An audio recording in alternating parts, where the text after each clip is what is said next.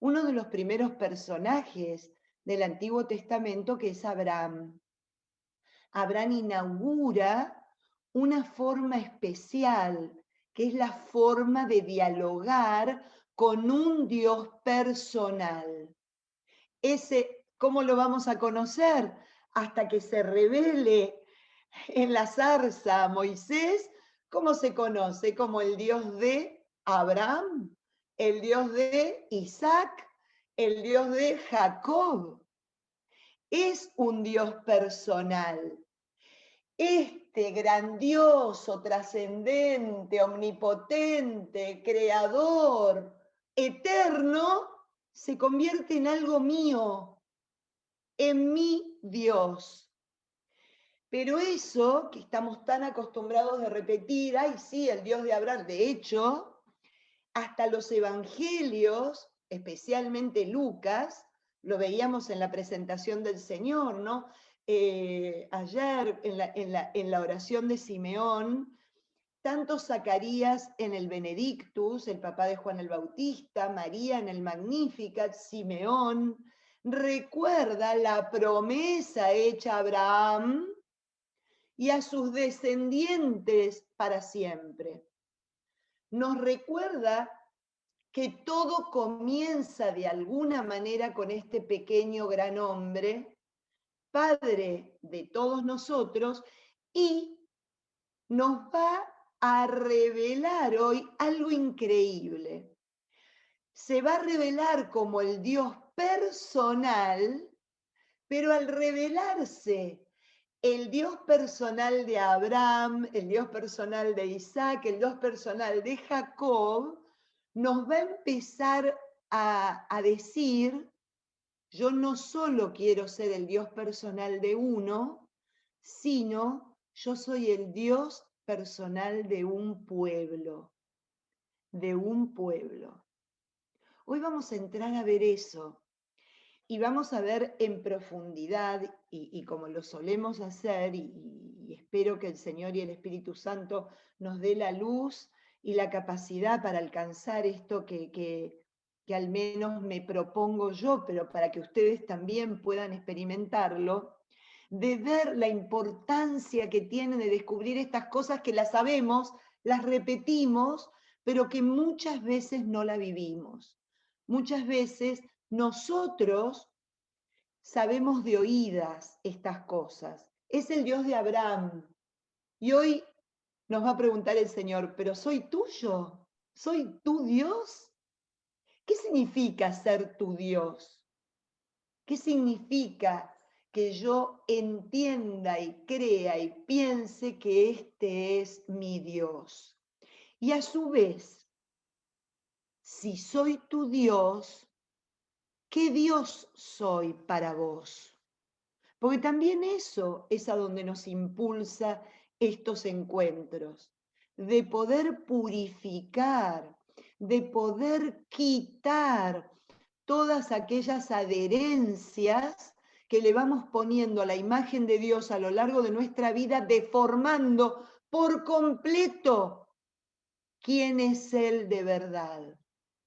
Se termina convirtiendo más en un Dios imagen de, ojalá mía, ojalá mi imagen, no, de mis peores cosas, de mis miedos, de mis culpas, de mis inseguridades, de mis juicios, de mis prejuicios. Entonces el Dios en el que creo es un Dios implacable, mortal, mortífero, cuestionable hasta el tuétano. Eso es lo que vamos a ir viendo. ¿Qué significa esto del Dios personal de? ¿No? Así que ahí nos vamos. Para empezar, casualmente me reía yo sola porque yo me levanté contentísima esta mañana y dije, qué bueno, hoy es la hemorroísa. No, se lo salteó, porque como vengo siguiendo a Marcos, yo dije, después de lo que leímos el otro día de Gerasa, viene el episodio de la hemorroísa y la resurrección de la hija de Jairo, la resucitación. Bueno, no fuimos, se salteó y es Jesús en Nazaret y la decepción de la poca fe que encuentra en el medio de su pueblo y de su familia. Y yo me había hecho toda la clase pensando en la hemorroísa y en la hija de Jairo.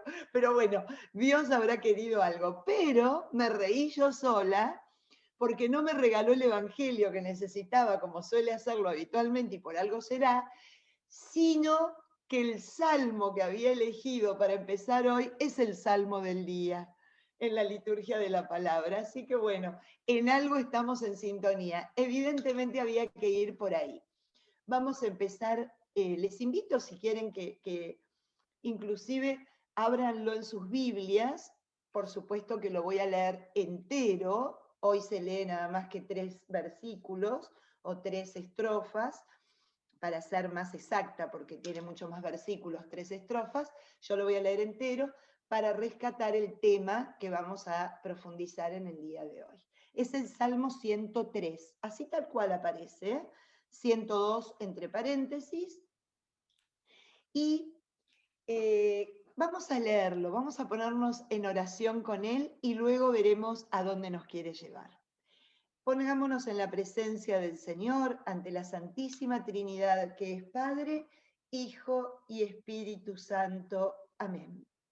Pidámosle en esta mañana que nos dé la fuerza, la capacidad de llegar a encontrar todo ese amor que Él tiene preparado para revelarnos en el día de hoy en nuestra existencia, en nuestra propia vida. Te lo pedimos a vos, Señor, que vivís, reinás y estás con nosotros hasta el final de los tiempos. Amén. Bendice, alma mía, al Señor, y mi ser a su santo nombre. Bendice, alma mía, al Señor, y no olvides sus beneficios. Él, que perdona todas tus culpas y sana todas tus enfermedades, que rescata tu vida de la fosa y te corona de amor y de ternura, sacia de bienes tu vejez y rejuveneces como el águila. El Señor obra justamente y defiende a los oprimidos. Mostró sus caminos a Moisés y sus hazañas a los israelitas. El Señor es compasivo y clemente, lento a la ira y rico en amor. No está siempre litigando, ni guarda rencor perpetuo. No nos trata según nuestros pecados, ni nos paga conforme a nuestras culpas. Pues como se eleva el cielo sobre la tierra, así prevalece el amor sobre sus fieles. Como dista la aurora del ocaso, así aleja de nosotros nuestros delitos. Como un padre se estremece con sus hijos, así se estremece el Señor con sus fieles. Pues Él conoce nuestra hechura, recordando que somos barro. La vida del hombre es como la hierba, florece como la flor campestre, el viento lo azota y ya no existe, ni siquiera su casa lo recuerda. Pero el amor del Señor a sus fieles dura desde siempre hasta siempre. Su justicia pasa de hijos a nietos para los que guardan su alianza y se acuerdan de cumplir sus mandatos. El Señor asentó en el cielo su trono, con su soberanía gobierna el universo. Bendigan al Señor ángeles suyos, milicia valerosa que cumple sus órdenes, obediente al sonido de su palabra. Bendigan al Señor todos sus ejércitos, siervos suyos que cumplen su voluntad. Bendigan al Señor todas sus obras en todos los lugares de su imperio. Bendice, alma mía, al Señor. Gloria al Padre, al Hijo y al Espíritu Santo, como era en un principio, es ahora y siempre, y por los siglos de los siglos. Amén. Como un padre se estremece con sus hijos, así se enternece el Señor con sus fieles. hermoso. Un salmo que lo deberíamos leer cada vez que tenemos temor a Dios y no temor de Dios. Es un salmo que corre el velo, que revela en el corazón. Los salmos en hebreo se llaman tehilim. Este tejul, este canto, realmente traduce lo que hay en el corazón de este hombre. Se le puede decir a este hombre cualquier cosa, pero este hombre tiene clarísima la imagen de Dios. Tiene confianza en quién es el Señor. Sabe desde su corazón y por experiencia personal quién es este Dios que por sobre todas las cosas es compasivo, clemente, rico, lento en la ira, no nos trata según lo merezcamos, ¿no? Es un padre para él. Realmente es un salmo que nos conduce y nos llena el corazón de esperanza, de decir, yo también quiero cantarlo, yo también me quiero asociar a él. Pero como decía en el libro de Job, el Señor nos interpela, nos interroga, nos pregunta, ¿es así como me vivís? ¿Es así como me sientes? ¿Es así como realmente me percibes y me contemplas? ¿Realmente yo soy este que te perdona, que te sana? Especialmente esta primera cosa, ¿soy realmente el que te perdona y te sana? Porque deberíamos vivir esas dos áreas, la del perdón y la de la sanación, como esenciales en nuestra vida y como fuerzas que nos implique vivir de una manera distinta muchas veces la realidad, especialmente donde traducimos esto de ser perdonados y sanados. Lo traducimos cuando perdonamos y cuando nosotros también somos un instrumento para que otros consigan y encuentren su sanación. Ese es el termómetro. El termómetro es cómo perdono. El termómetro es cómo sirvo con todo el esplendor de esa palabra para que otros encuentren la sanación, ¿no? Esa es un poco la paradoja y el interrogante, la cuestión que me plantea el Salmo 103. Fíjense, ¿no? Todo lo que nos viene contando también. No está siempre litigando, ni guarda rencor perpetuo. ¿Así vivo? ¿O tengo esa experiencia de un Dios que constantemente me cuestiona absolutamente todo? Todo. Siento que me mira como un gran hermano para cuestionarme, para litigar conmigo, marcándome el error, marcándome lo que en el aspecto religioso se denomina el pecado de manera implacable. Ni guarda rencor. Lo que me pregunta el salmista es por qué una vez que te vas a confesar y que sos realmente perdonado por el instrumento que Dios eligió, haciendo esa oración sobre ti, porque cuando el sacerdote nos perdona, no nos perdona, ni el padre Luis, ni el padre Carlos, ni el padre Alejandro, ni el padre Juan, ni el padre XX. Es Cristo el que nos está regalando su perdón. ¿Tenés seguridad de que no guardo rencor perpetuo? Entonces, ¿por qué decís no estoy suficientemente perdonada voy y aunque no haya cometido lo mismo, lo confieso de nuevo. Lo que pasa es que no estoy perdonada del todo, no me siento. Todavía hay algo que tengo que trabajar. Miren a dónde me lleva. ¿Qué me pasa con esto? Si yo creo profundamente que no guarda rencor perpetuo, ¿no será yo? ¿No seré yo la que estoy guardando rencor perpetuo contra mí misma y contra aquello que osé hacer, que osé decir, que dejé de hacer o que cometí con alguien o con algo? No nos trata según nuestros pecados, ni nos paga conforme a nuestras culpas. ¿Realmente lo siento así? ¿O voy cargando una cruz en mi vida gritando a los cuatro vientos, me lo merezco? Me lo merezco. Lo que estoy padeciendo es lo que merezco. Y me la cargo, ¿eh?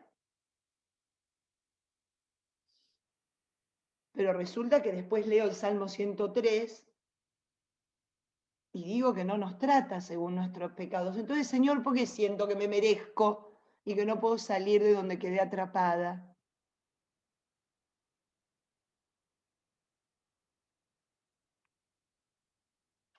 ¿No? Miren todo lo que me va preguntando.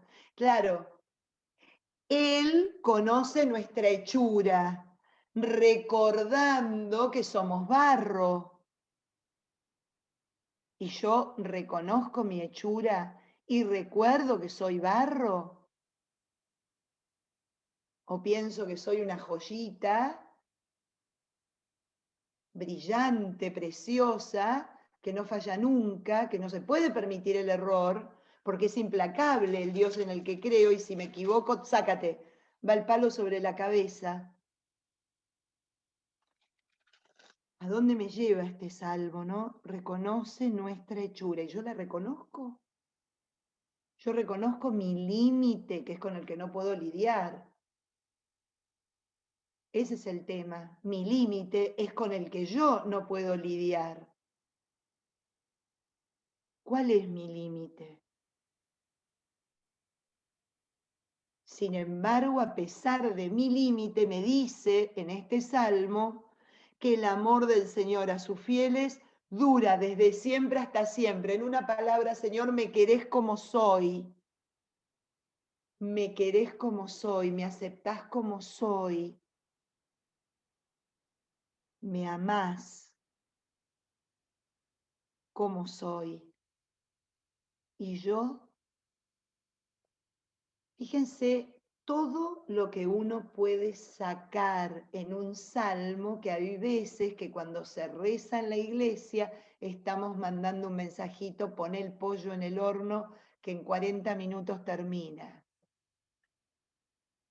Y miren todo lo que nos invita, porque el salmo, que es palabra revelada por Dios, se revela de una manera muy especial, se revela a través del sentimiento de alguien que es como tú y como yo. Se revela a través de la experiencia personal de alguien que sintiendo profundamente a Dios, lo experimenta de esta manera y nos lo comparte. Y es maravilloso, porque me... Bien, no sé, este salmo es para tenerlo muy presente cuando dudamos. Y una de las cosas, justamente me vino al corazón porque estaba preparando una charla en otra parroquia sobre el tema de la culpa y la culpabilidad, y me ponía a pensar, yo dije, pucha, es un tema que por más que nosotros no vamos a entrar allí, pero hay un tema del que yo estuve hablando en otra comunidad que sí nos compete a nosotros. En unos pocos días, creo exactamente en 14 días, de aquí a 2 semanas, el miércoles que viene no, el otro, vamos a estar compartiendo el inicio de una época del año que nos encanta, porque es como un gran retiro espiritual. Es la época donde bien nos sentimos sacudidos, ¿no? Que es la Cuaresma. Y escuchamos por todos lados que es tiempo de conversión, es tiempo de un examen de conciencia profundo, es tiempo de arrepentimiento, de llamarnos a volver, eso es la conversión, a volver a Dios, dejando de lado todo aquello que nos separa de Él y que nos separa de nosotros mismos y que nos separa de nuestros hermanos. Es auténticamente un tiempo de contemplarnos, contemplarlo y contemplar a los demás con otros ojos, con otra mirada. Pero miren dónde está la cuestión, que un poco el Salmo de hoy nos lo ponía en bandeja. Si nosotros es una época donde examinamos nuestra conciencia para descubrir nuestros pecados, pero ¿saben qué? Esos pecados radicales, esos pecados que están metiditos en el corazón, esos que forman la fuente de donde después se alimentan nuestras emociones, nuestras relaciones, nuestra manera de tratar a los demás. Ahí es a donde hay que llegar. Y me llamaba la atención esto, ¿no? Porque esta época del año, en donde vamos a hacer esto, además del reconocimiento de todo esto que estábamos mencionando, me parece tan importante ver el ante quién hacemos este examen de conciencia, ante quién abrimos el corazón, ante quién nos esforzamos por buscar la raíz de nuestro mal para poder desterrarla literalmente. ¿Ante quién? Ante la imagen de qué Dios. Porque dependiendo ante la imagen de qué Dios, va a ser el resultado positivo o negativo de todo el trabajo que hagamos en esta cuaresma en especial.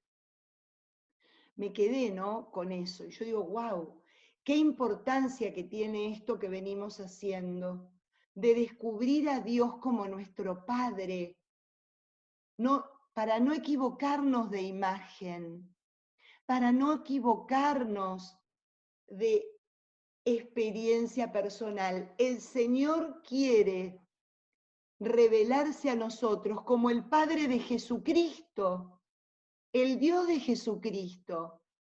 ¿Es la imagen del Dios ante cual estoy?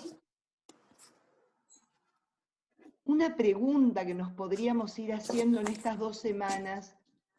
¿Cuándo comenzó en mi vida a deformarse la imagen de Dios? ¿Cuándo comenzó, si es que no es el Padre de nuestro Señor Jesucristo, cuando yo llego a esa conclusión? ¿Cuándo, por qué, dónde? Para poder retornar a ella, para retornar a la verdadera. Preparando yo la otra clase, les soy honesta, encontré que hay 2 imágenes que predominan en nuestra existencia. Hay muchas más según otros padres de espiritualidad, ¿no? Pero me voy a basar en 2. La imagen de este Dios que se siente muchas veces el creyente implacable, culpabilizador, ¿no? Cuya mirada omnipotente e infranqueable me clava en la pared o donde sea, en la falta, en la culpa, en el pecado, ¿no?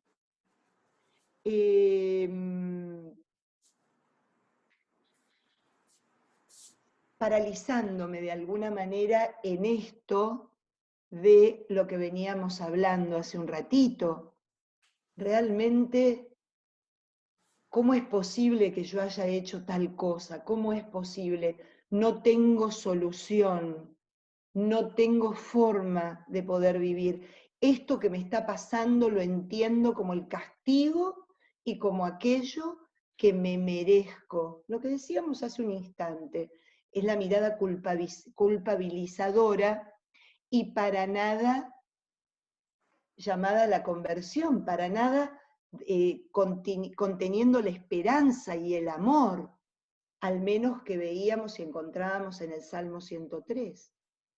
Y la otra imagen es la del Salmo 103. Un Dios que me acompaña, un Dios que camina a mi lado, ¿no? Que me acompaña, que camina a mi lado, que está dispuesto a comprenderme y a ayudarme ¿para qué?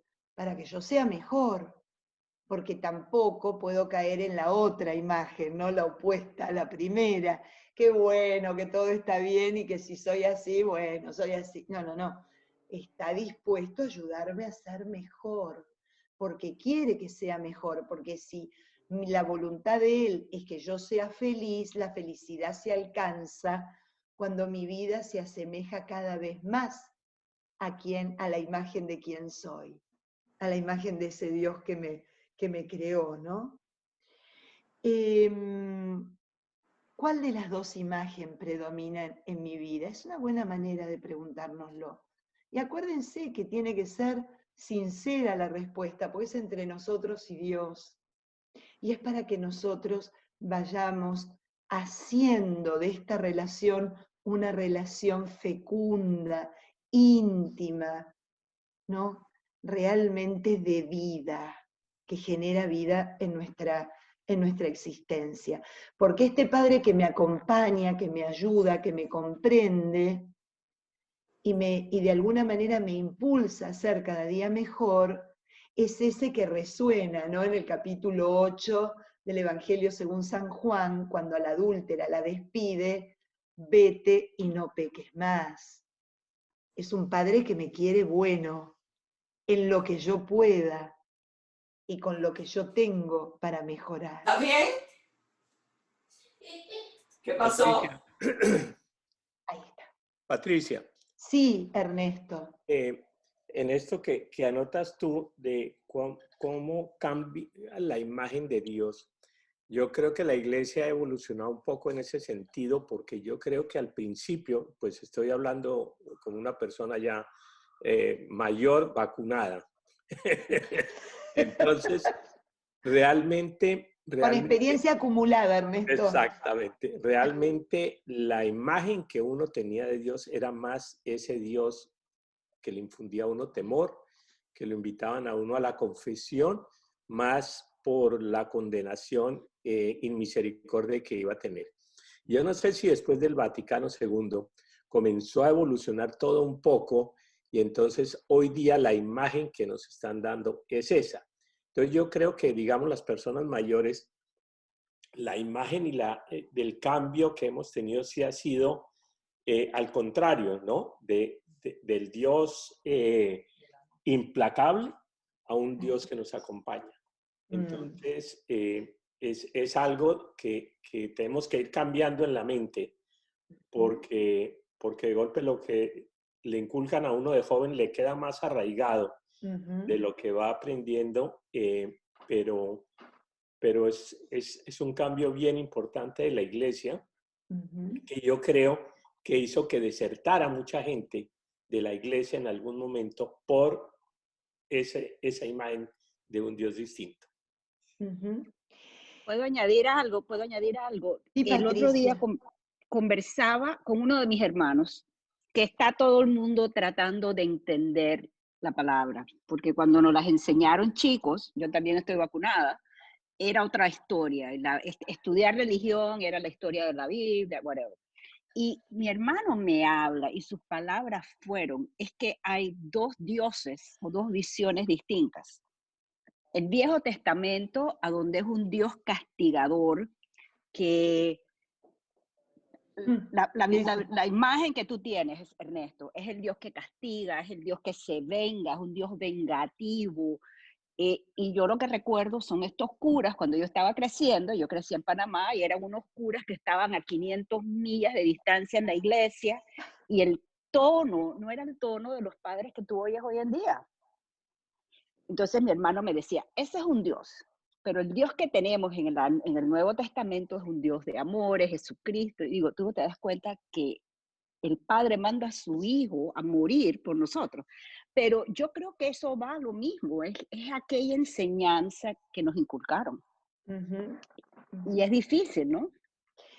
Bueno, pero qué bueno que ya somos grandes y podemos tener un discernimiento personal y todos podemos decir, bueno, ya ahora puedo sacar un juicio por mí misma.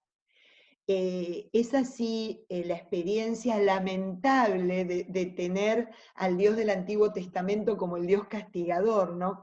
Acá hay algo muy bonito que justamente lo encontraba ayer preparando una charla esta que les decía, que Paul Ricoeur, que es un pensador francés, decía, sin duda queda todavía mucho camino hasta que comprendamos o adivinemos que la cólera de Dios en el Antiguo Testamento es solamente la tristeza de su amor.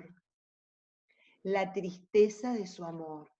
Nosotros tenemos que entender que es el mismo Señor, es el mismo Dios. Como bien decía Patricia, es el Padre de nuestro Señor Jesucristo, es aquel que se fue revelando a través de los siglos, a través de los milenios, y que fue revelándose a hombres que vivían en un tiempo y en un espacio y tenían una manera exclusivamente personal y inmersos en su cultura de contar cómo es este Dios en su vida.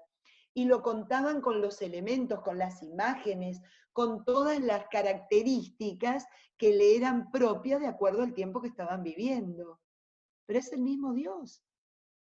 Como dice Paul Ricoeur, la ira, ese Dios que no es castigador, inclusive yo les invito a que cuando vemos la ira del Señor, y lo vamos a ver, ¿no? Lo vamos a ver más adelante cuando veamos la imagen de Dios Padre a través de los profetas, esa ira nos vamos a dar cuenta que es la tristeza de su amor, de ver que Él es el Dios de la promesa y cumple, que Él es el Dios de la alianza y nunca se va, pero que del otro lado constantemente se va, nos vamos, nos alejamos, agarramos por otro camino, vamos detrás de otros dioses.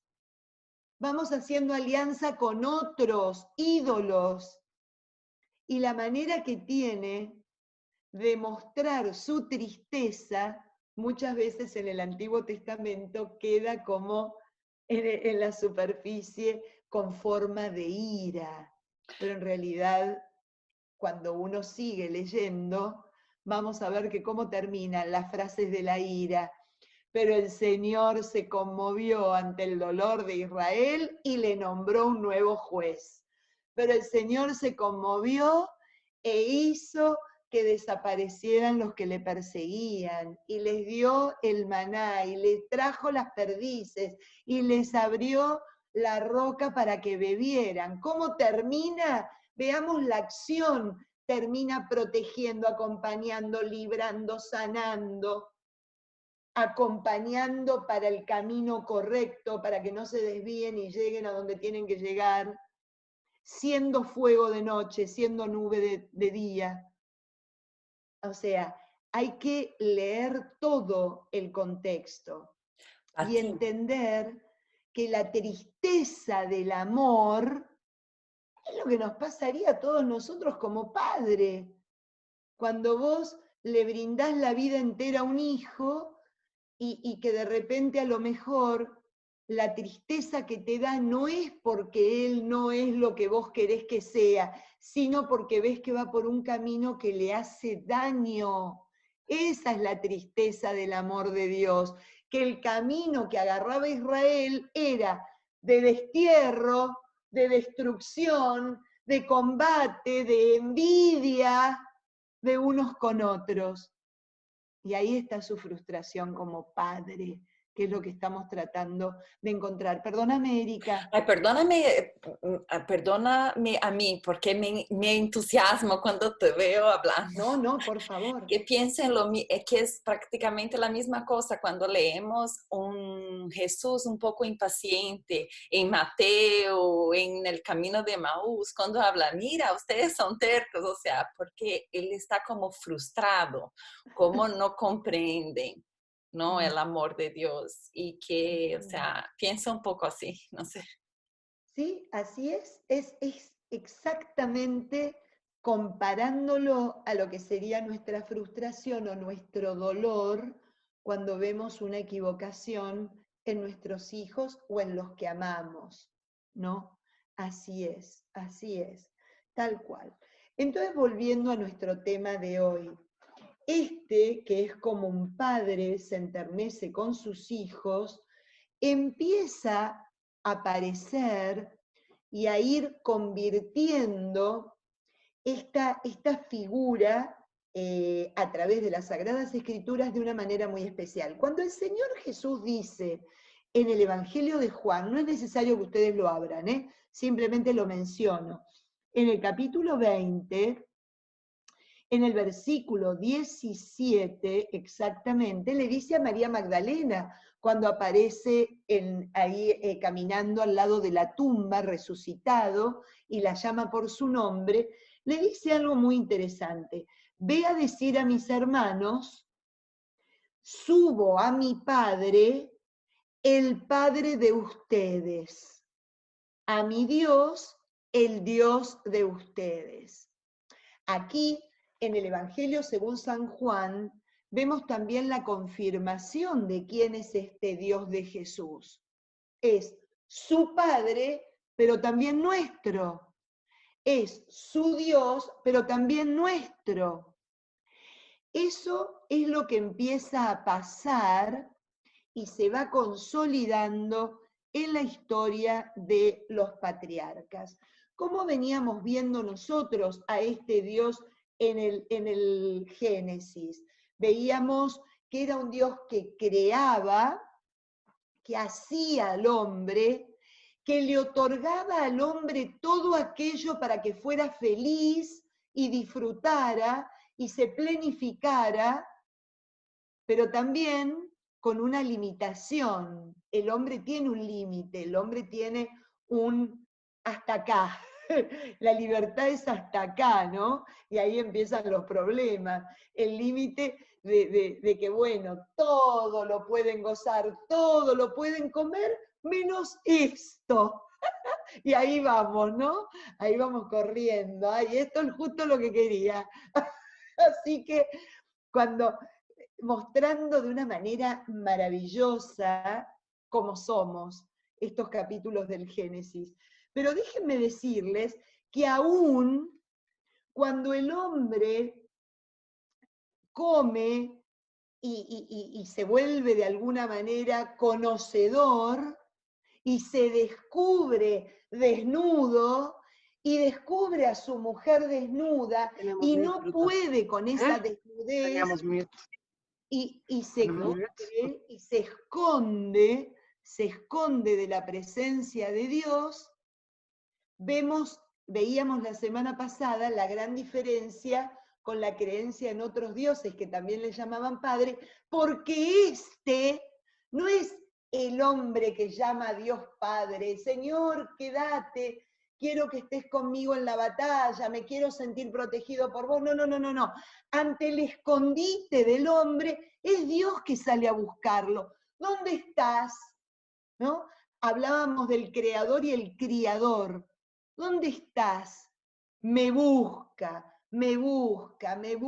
para entablar relación, para entablar diálogo, para entablar comunicación. Y si ustedes van al capítulo 3 del Génesis, el versículo 21, después que comieron, después que se echaron la culpa unos a otros, porque no supieron asumir la responsabilidad. Uy, sí, qué macana, no pude con la tentación y comí. Era grande la tentación de saberlo todo, era grande la tentación, porque quien sabe tiene poder, ¿eh? quien sabe y conoce tiene poder sobre los que no saben y no conocen. Qué grande que era la tentación, no me la aguanté y me la comí. No, no, no. Una vez que se echaron la culpa entre todos, ¿no? En el versículo 21 muestra qué tipo de Dios y qué tipo de imagen estamos frente a la que estamos. Dice, el Señor Dios hizo unas túnicas de pieles para el hombre y su mujer y los vistió, ¿no? Ustedes saben que me quedé en esta imagen del Génesis, que cometieron, transgredieron el límite y se perdieron el gozo de la plenitud, pero sin embargo el primer gesto de Dios ante ellos y ante una desnudez intolerable fue vestirlos, cubrirlos, unas túnicas de pieles. ¿Y saben qué me vino a la cabeza?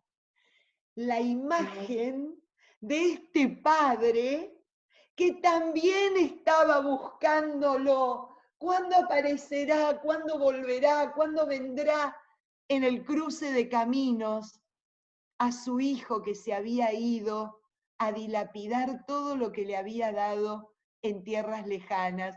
¿Y qué es lo primero que hace ese padre? Lo viste, lo cubre. Entonces, ¿cómo ya desde las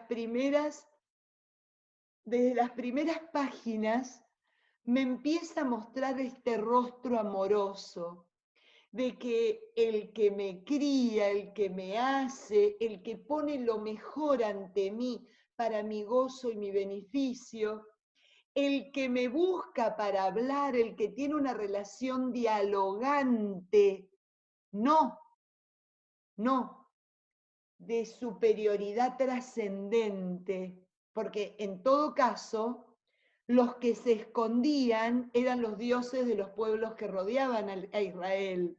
El Dios de Israel no está escondido, está ahí, esperando la comunicación de su criatura, esperando el diálogo, ¿no?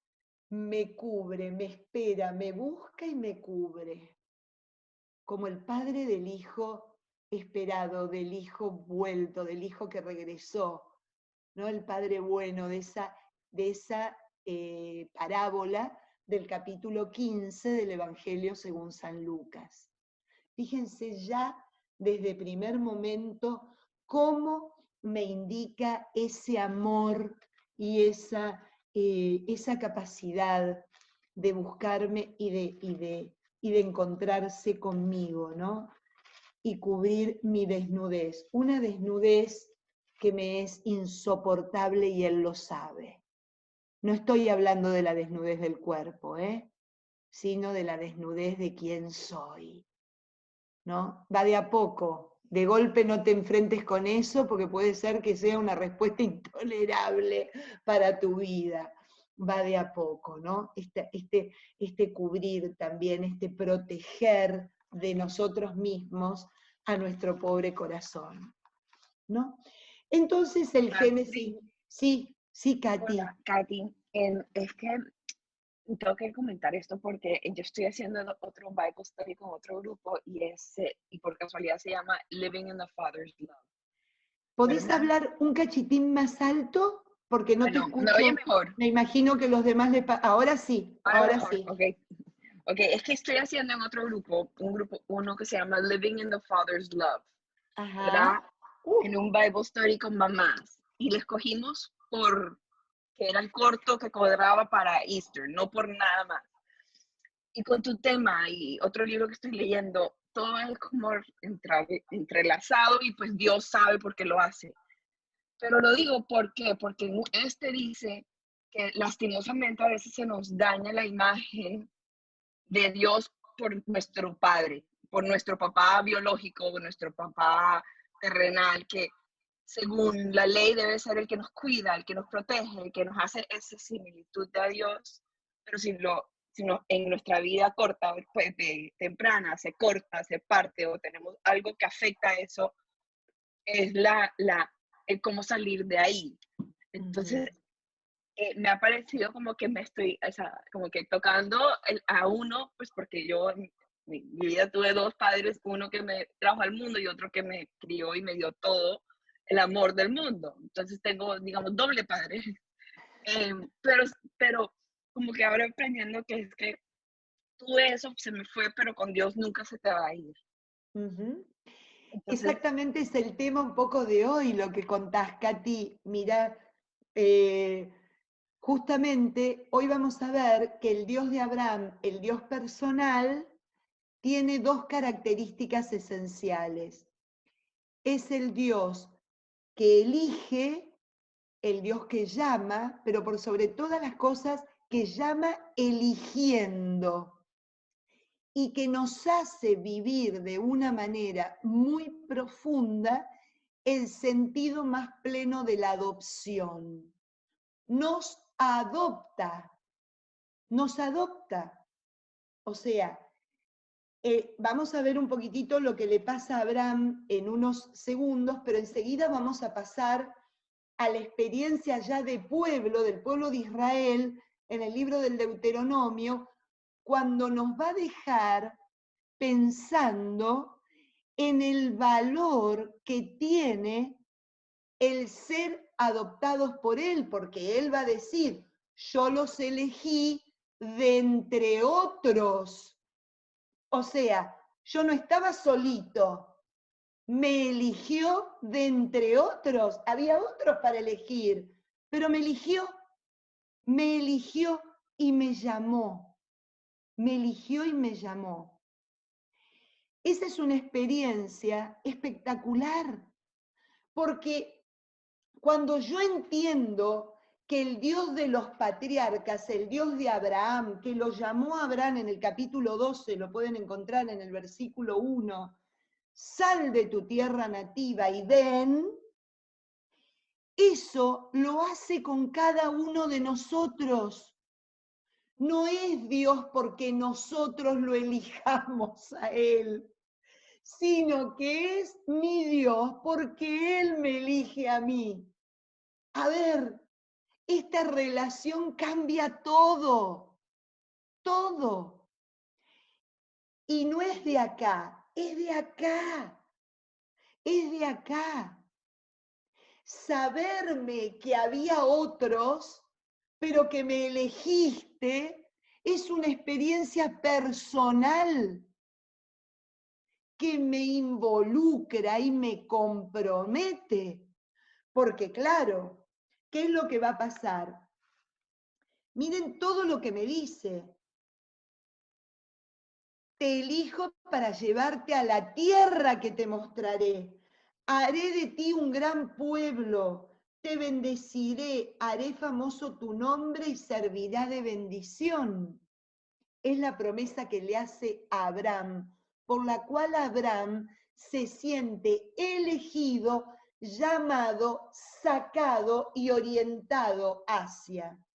El otro día leyendo a un rabino, porque a mí me encanta, un rabino que leo todas las semanas, que publica su pensamiento semanal, decía, qué importante este Dios que nos quiere, porque no solo nos saca de, sino que nos orienta hacia, porque salir es muy fácil, pero el problema del hombre es saber hacia dónde tiene que ir. Y este Dios llama, saca para llevarme hacia Él. La tierra prometida es Él. La tierra prometida es estar en su presencia.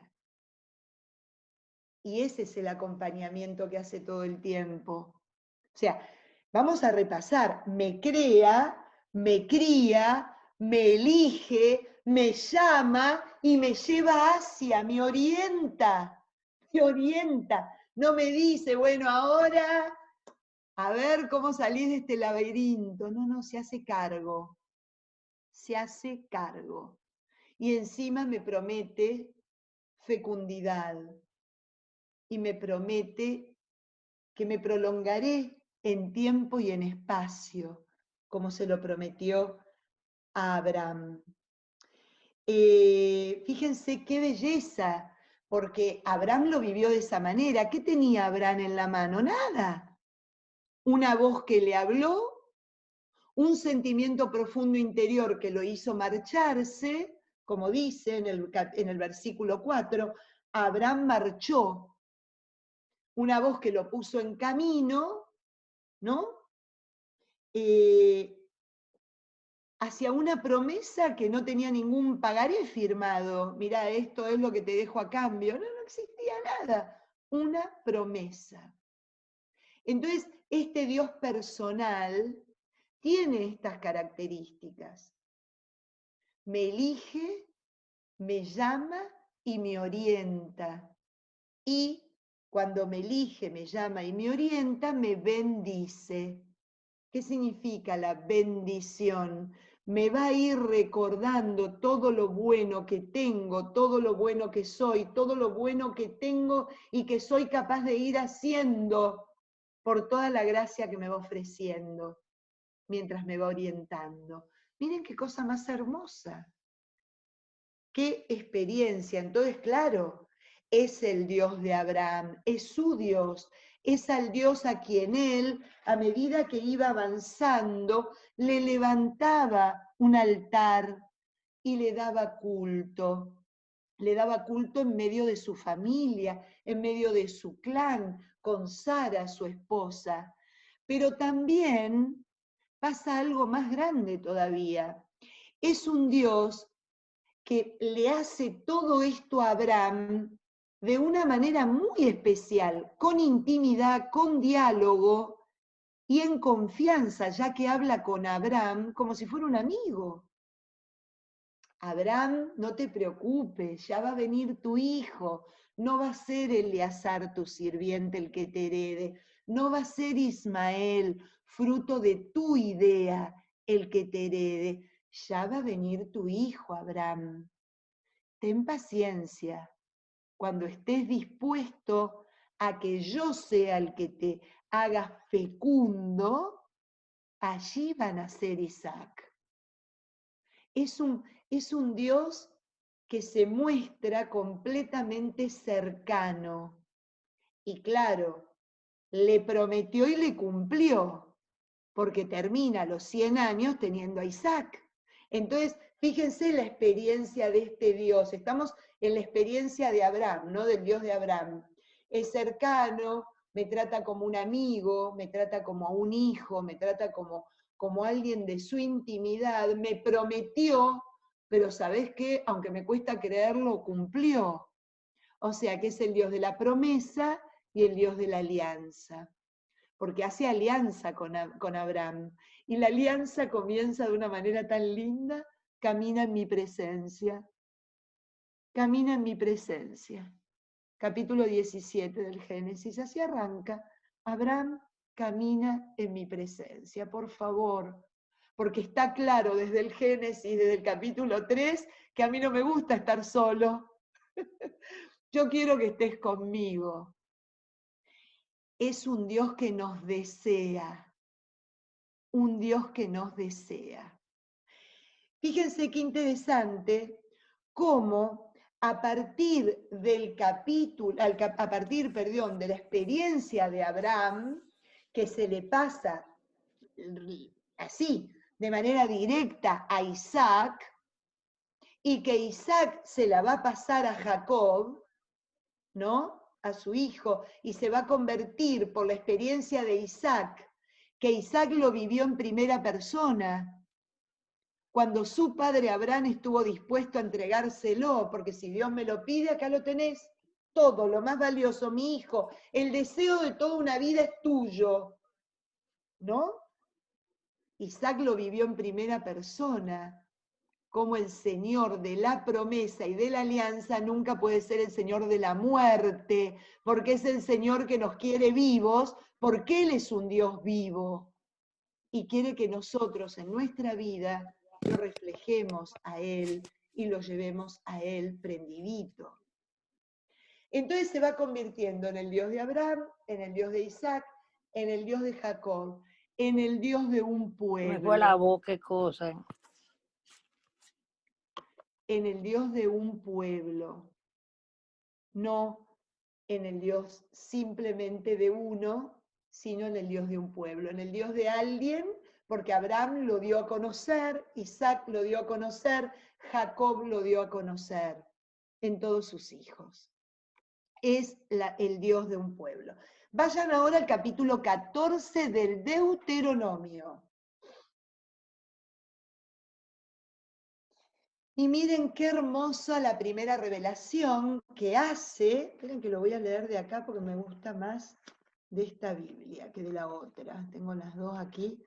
Ahí nomás, capítulo 14, versículo 1 y versículo 2.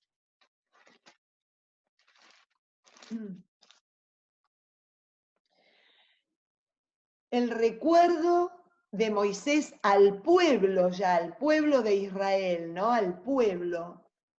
Ustedes son hijos del Señor, su Dios.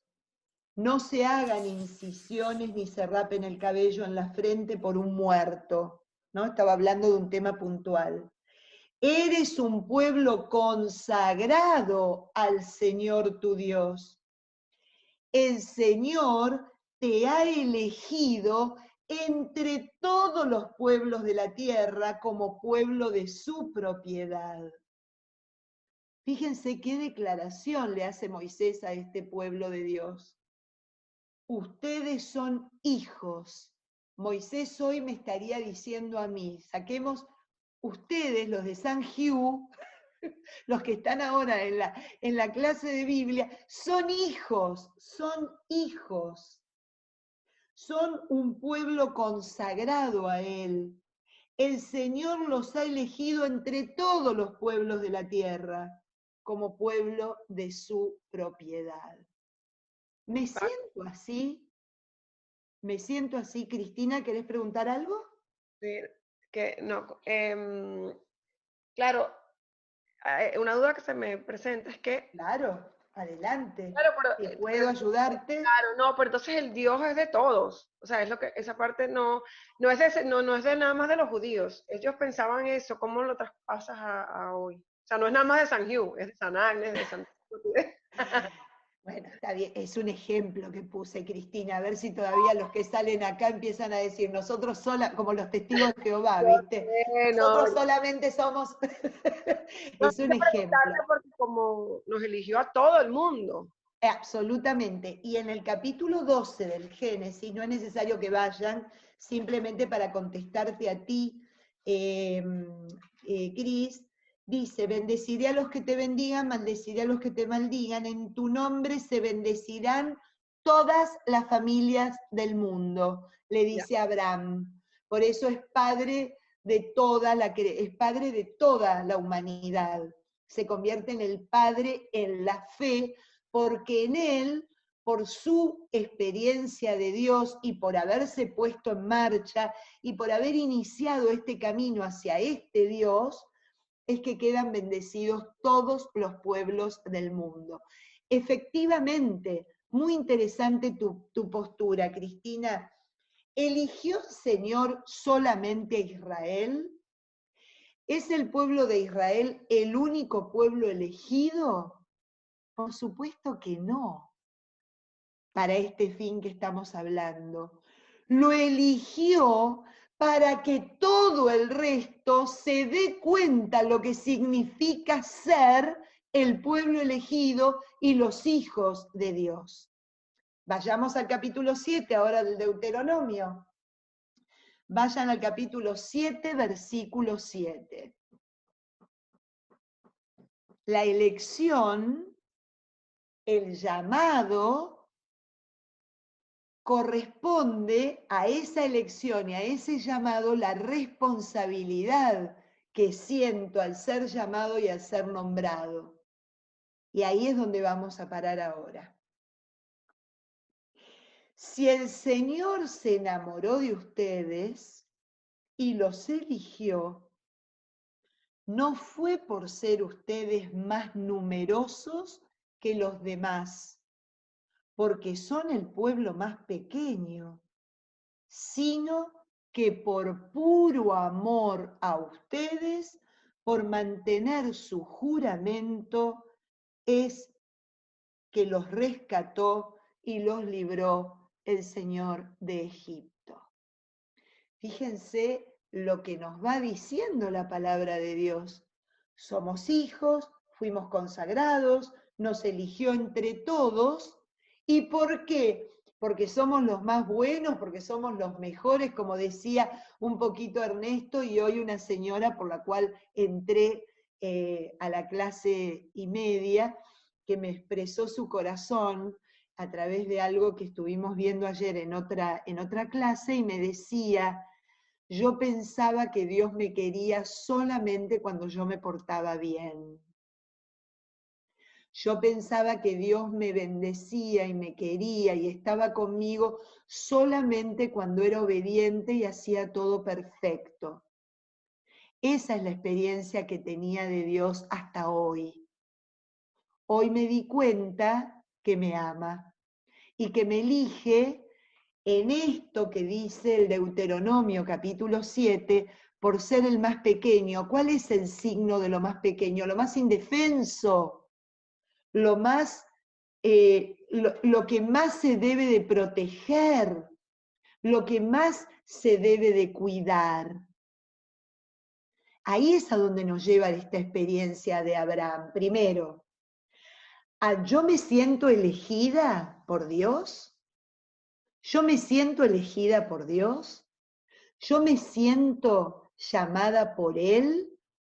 Y cuando me siento elegida y me siento llamada, ¿por qué pienso que me eligió y me llamó? ¿Será porque soy inteligente, bonita, porque soy buenita, porque soy dócil? ¿O puedo realmente experimentar que toda esta elección y este llamado es pura y exclusivamente porque me ama? Pura y exclusivamente porque me ama.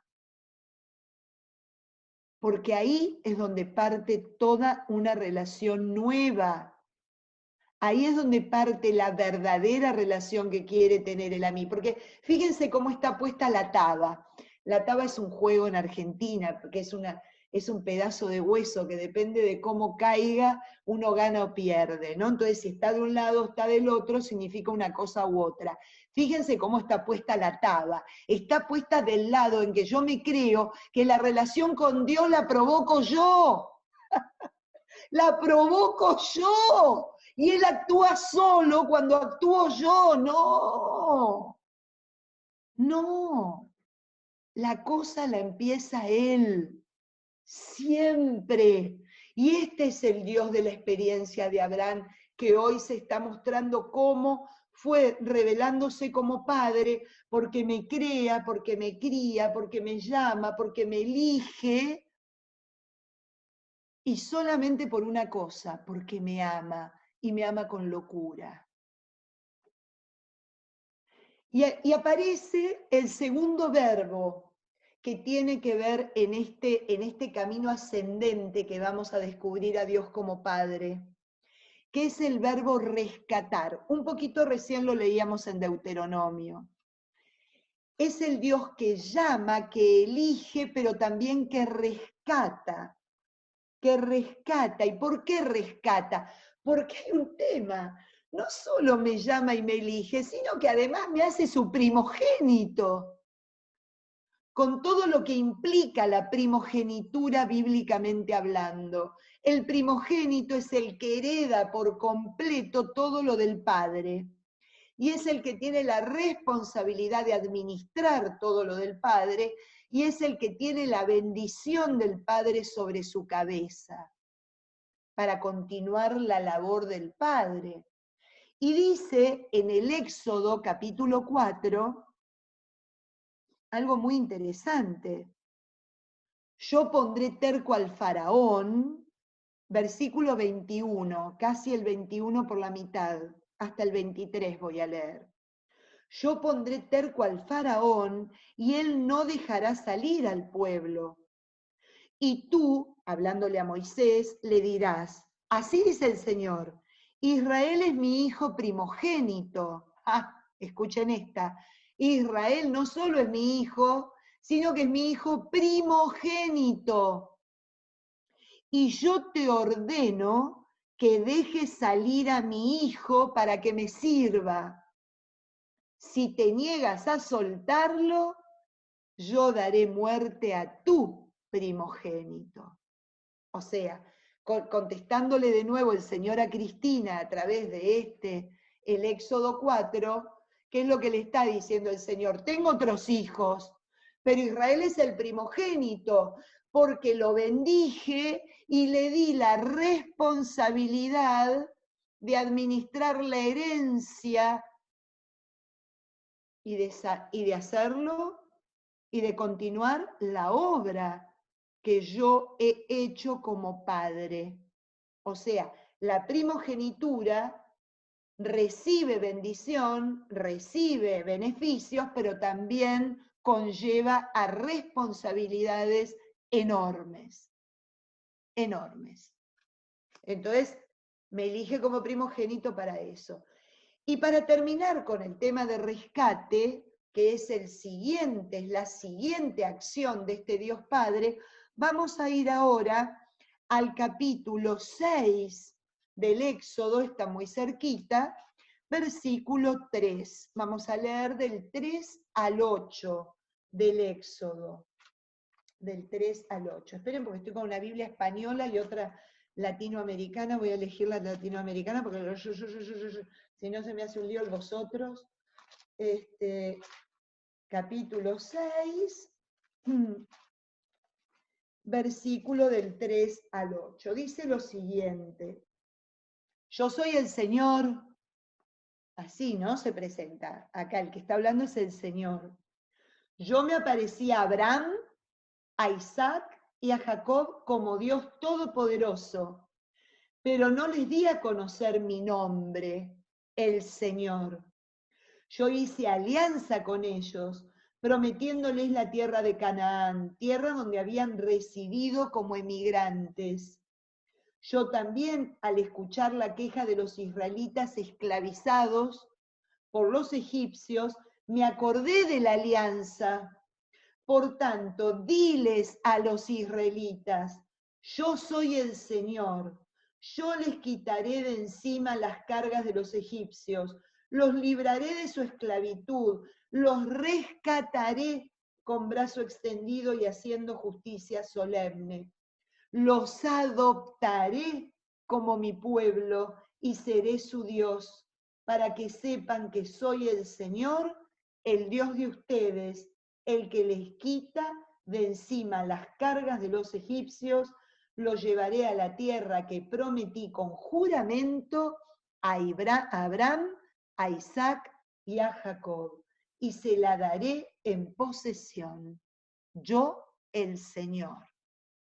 Fíjense, los israelitas esclavizados en Egipto, viene Moisés a hablarles de quién, del Dios de la promesa que les cumplió a los que les prometió, y los que hicieron alianza con él no quedaron defraudados. Ese Dios que les promete que les va a librar de la esclavitud. Pero utiliza una palabra muy interesante, que es la palabra los rescataré. También podemos hablar de esa palabra con un sinónimo que es los redimiré, ¿no? Serán redimidos. Y acá viene una explicación judía. ¿Qué entendía ese pueblo de Israel cuando leía o escuchaba esta palabra de Dios? Ah, claro. ¿Quién es este Señor nuestro Dios? Porque ¿saben una cosa? La esclavitud solo podía ser redimida o solo se podía rescatar de la esclavitud una persona cercanísima en parentesco con el esclavo. Fíjense qué detalle este señor. No podía cualquiera ir y decir, yo pago para que liberen a Ernesto de la esclavitud. pero usted qué tiene que ver con Ernesto? No, no, es que lo quiero mucho, porque él no se perdió una clase de Biblia, encima la grababa. Imagínate, vamos a hacer lo posible para sacarle la esclavitud de encima. No, no, usted no puede, tiene que ir Lucía a buscar a Ernesto si quieren liberarlo. La ley decía que la redención de la esclavitud solo podía ser hecho por una persona cercana e íntima. Y ahí gestiona el Señor Dios, que no es ni lejano ni desconocido, ni de otro, el rescate de sus hijos, porque es el Padre. Y por eso los redime de Egipto. Por eso los rescata y los libera de la esclavitud. Y ellos se dejaron porque interiormente recordaron la experiencia de los patriarcas. Este es el Dios de, pero el Dios de, que es también nuestro ahora como pueblo, cada vez que les prometió, les cumplió. Y nosotros somos los descendientes de Abraham, de Isaac, de Jacob. Entonces, si es el Dios de Abraham, de Isaac y de Jacob, también es nuestro. Y así es como se convierte el Dios personal en Dios de un pueblo, a través del rescate, a través del rescate, a través de la redención. Y no se conforma con rescatar y con redimir, sino que acá viene de nuevo otra acción hermosa y amorosa. Lo adopta, lo adopta. Esta adopción de parte de Dios a Israel vuelve a redoblar el amor que les tiene como hijo y que les tiene como padre, ¿no? Y es lo que nos hace a todos nosotros, a cada uno, esta experiencia que se puede vivir de manera comunitaria, también se vive de manera individual. A mí me hizo lo mismo, me rescata de eso que vino a decir el Señor y que leíamos en el capítulo 4 del Evangelio según San Lucas. Vino para rescatarme del cautiverio, para librarme de la prisión, para darme ojos en mi ceguera. A mí también me rescata, a mí también me libera, y por sobre todas las cosas, me redimió de todos los pecados en la cruz. Este Señor Jesús me libera por completo de aquello que me oprimía. Para terminar, y con esto termino, miren qué belleza, vayan ahora al capítulo 43 y márquenlo. Miren, cuando yo les digo que lo marquen, márquenlo y récenlo. El capítulo 43 de Isaías, porque son realmente piezas de la revelación que nos ayuda a profundizar en nuestra experiencia de Dios. Y con esto lo vamos a terminar y lo vamos a usar como oración final. Capítulo 43 del libro del profeta Isaías en su versículo 1. Simplemente para ponerlo en contexto, es parte de lo que se llama el libro de la consolación, que empieza en el capítulo 40 y termina en el 55 de este profeta. Parte de esto está esta página que es memorable. Y ahora dice el Señor, el que te creó Jacob, el que te formó Israel, no temas que te he redimido, te he llamado por tu nombre, tú eres mío. Cuando cruces las aguas, yo estaré contigo, la corriente no te arrasará. Cuando pases por el fuego, no te quemará, la llama no te abrazará. Porque yo soy el Señor tu Dios, el Santo de Israel, tu Salvador. Como rescate tuyo entregué a Egipto, a Etiopía y a Saba a cambio de ti, porque te aprecio y eres valioso y te quiero. Entregaré hombres a cambio de ti, pueblos a cambio de tu vida. No temas, que contigo estoy yo. Desde oriente traeré a tu estirpe, desde occidente te reuniré. Diré al norte, entrégalo, y al sur no lo retengas. Tráeme a mis hijos de lejos y a mis hijas del confín de la tierra. A todos los que llevan mi nombre, a los que creé para mi gloria y a los que hice y formé. Miren qué belleza, qué declaración de amor, qué cierre para esto que nos viene presentando desde el Génesis hasta el rescate en el Éxodo.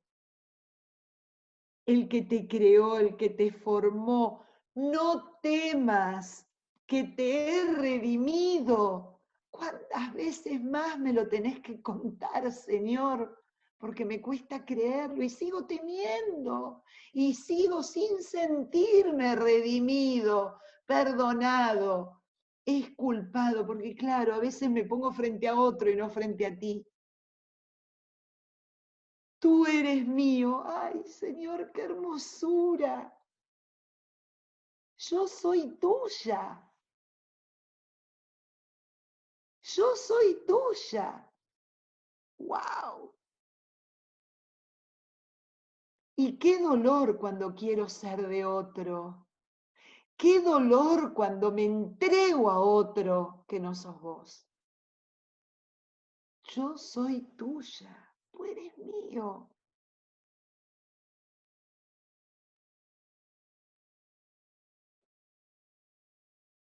Porque yo soy el Señor tu Dios, el Santo de Israel, tu Salvador. ¿Cuántas veces busco salvación en otro lado? Salvavidas, huecos, que hasta se pueden averiar en el medio de la travesía. Y me aferro a ellos con tantas ganas. Y vos, que me lo estás diciendo y recordando, soy tu Salvador. Y esto, Señor, cómo me cuesta entenderlo, porque te aprecio y eres valioso y te quiero. Claro, yo soy valioso porque vos me querés. No soy valioso porque yo te quiero a vos. Soy valioso porque mi valor viene del amor que vos me tenés a mí. Vos le das valor a mi vida, no al revés. No porque yo vaya hacia ti, no porque yo cumpla, no porque me porte bien, no porque trate de ser perfecto, no, porque me querés. Está el valor en mi existencia. No temas. De nuevo me lo volvés a decir 2 veces, claro, es que me cuesta, ¿eh?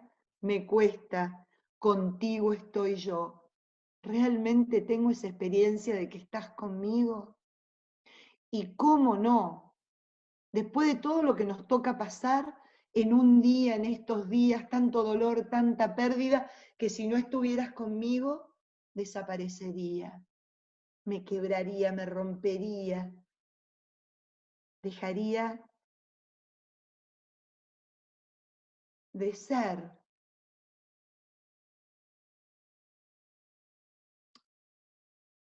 Tráeme a mis hijos de lejos, claro. Es lo que nos pedís, que nos acerquemos, que vayamos a vos. No nos querés lejos, nos querés cerca, como el Padre bueno que salía al encuentro de los caminos. Querés que estemos con vos. A los que nos creaste para tu gloria. Mi creación es para tu gloria. Ahora entiendo el Evangelio.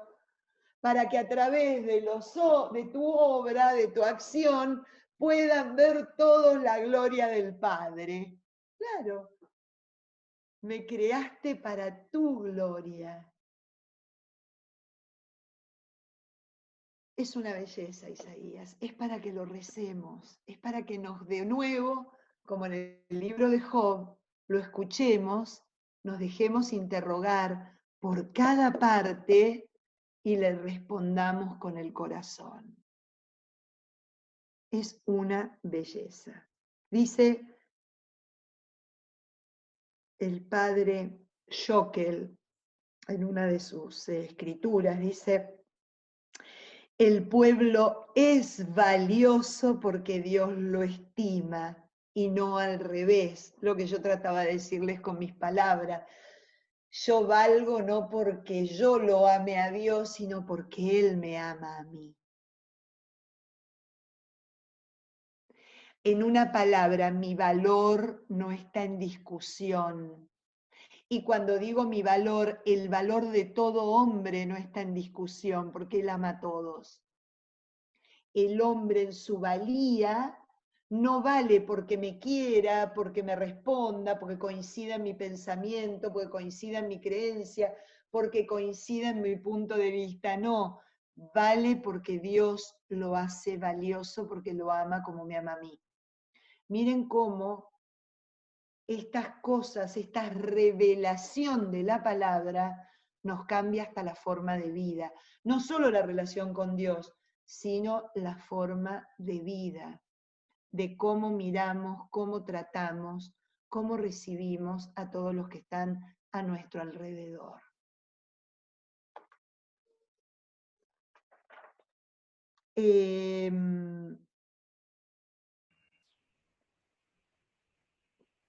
En otros puntos también del Antiguo Testamento, de manera pequeña, el pueblo de Israel, cuando siente la orfandad, porque está en el destierro, porque está bajo una pena, porque el hombre, el que está cantando el salmo, está pasando una desgracia, cuanto más profundiza en su orfandad, termina siempre dándose cuenta que está en los brazos del Padre, ¿no?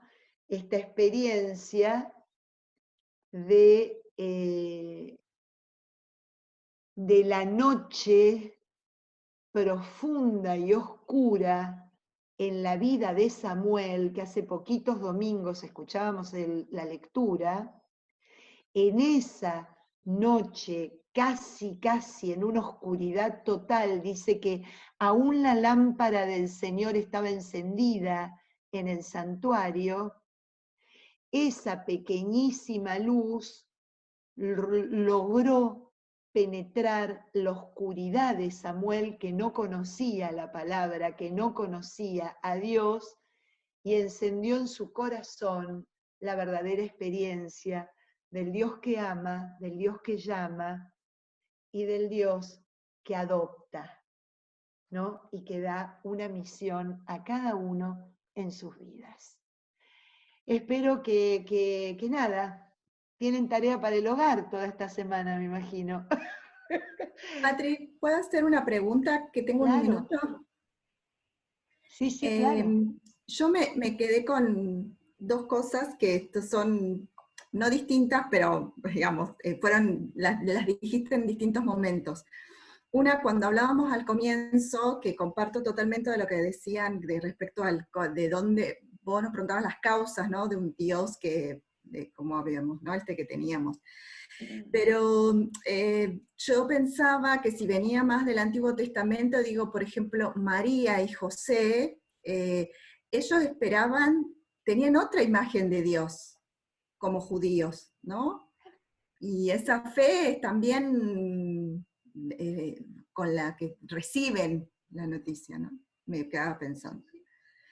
Y lo segundo, que ese Dios que redime, que me espera, que me ama, me preguntaba también, bueno, no me preguntaba, me queda dando vueltas respecto a que no es que hace como que me quede así a medias, sino que espera cada vez, me hace crecer también, ¿no?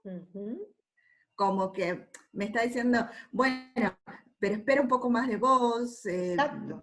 me desafía. Digo, Ujú. a mí me quedó mucho de los encuentros anteriores, de cuando vos decías, por ejemplo, a Moisés, ¿no? Esta de las preguntas, y que Moisés, yo me siento súper representada en eso, que elegía a otro, yo no sé hacer, me lo va a pedir a mí, yo no estoy para la batalla, ¿no? Como hay otros que saben hablar mejor que yo, y después es como, no, te lo estoy pidiendo a vos, ¿no? Ese tipo de cosas. Entonces digo, bueno, es misericordioso, me ama, me espera, pero me pide cosas también, me desafía. Ese es Perdóname, Nay, es la próxima semana. Te bueno, estás está bien. adelantando.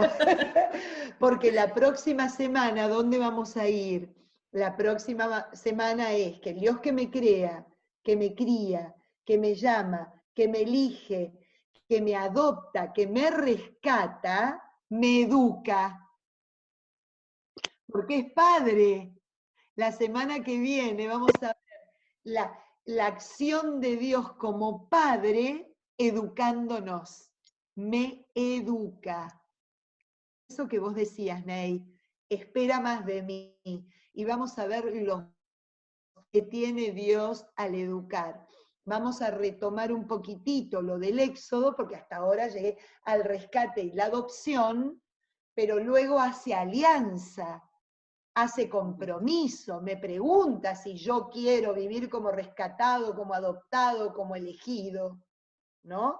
Ya vamos a ver, y a partir de ahí vamos a ver cómo me educa para que yo me anime a ir a hablar en su nombre, a hacer lo que me encomienda en su nombre, a que realmente entienda de qué se trata la presencia de Él en mi vida. Así que te adelantaste una semana. Acordate, lo mismito que acabas de decir, con eso Patri, vamos a arrancar la próxima semana. Sí, ¿quién dijo Pati? Claudia. Patri, es Claudia Bus, desde Colombia, la amiga de Sandri. Hola Claudia, Quiero buenos darte las días. gracias. ¿Cómo estás, mi Patri? Quiero Bien, darte las gracias por esa última palabra que nos diste de Isaías 43. La voy a compartir con mi hermana, que está pasando por un momento difícil ahorita. El 7 de enero falleció su esposo de COVID.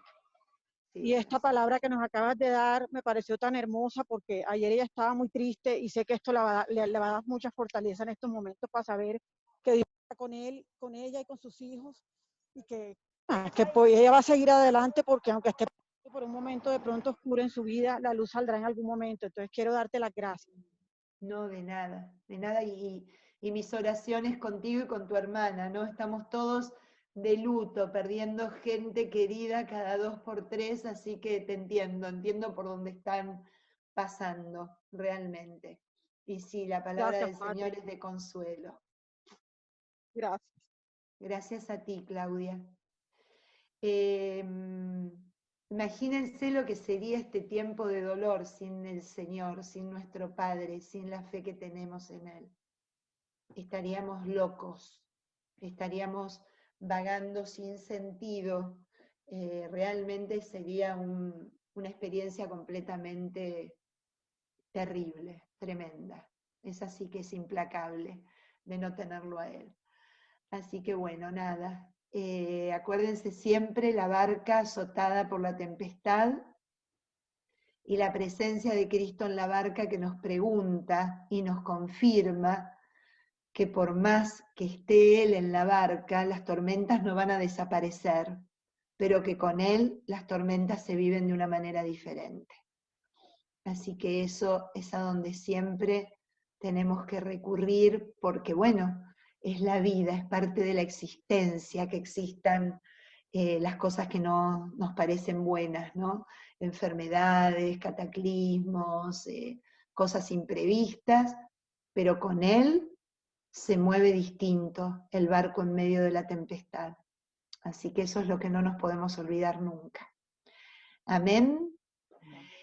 Les mando un beso enorme. Gracias por todas las palabras lindas que están escribiendo en el chat. Los quiero mucho. Para mí es un placer estar aquí. Bueno, si Dios quiere, seguiremos y ahora con el otro verbo de que este Padre, además de hacer todo esto, nos va a educar. Y vamos a ver cómo nos va a educar. Y ahí sí aparece fuertemente la presencia de Dios como Padre a través de los profetas. Ya la semana que viene vamos a entrar de lleno a la imagen del Padre en los profetas del Antiguo Testamento. Así que bueno, un beso grande y todos muchas bendiciones y por favor cuídense mucho. Todos los que se tienen que vacunar, vacúnense, los que están esperando vacunas que las encuentren y todos los demás sigamos cuidándonos mucho, mucho, mucho. Bueno. Gracias, Pati, abrazo. Bye, Un beso. Muchas gracias, Pati. Mil gracias. Un abrazo. En YouTube, con mucho gusto yo les puedo pasar, creo que no lo he hecho y les pido disculpas. Erika la semana pasada me pasó cómo buscarlo en YouTube. Y dice, descubriendo la ternura de Dios. ¡Qué maravilla! ¡Qué maravilla! Ahí mismo están las clases grabadas y subiditas. Es una maravilla, al poco tiempo las sube, así que ya tenemos todo lo que necesitamos. Gracias. Iraida, vos ahí podés encontrar la clase de la semana anterior. En YouTube, Descubriendo la ternura de Dios. Ok, gracias. Gracias, Erika y Ernesto. Gracias a los dos, mucho, mucho por todo el trabajo que hacen. Adiós, bonita, Andrea. Adiós, adiós. Qué bueno. Chao, Patricia. Hasta la próxima semana y muchísimas gracias. Igual a ti, muy Ana. enriquecedor, muy enriquecedor.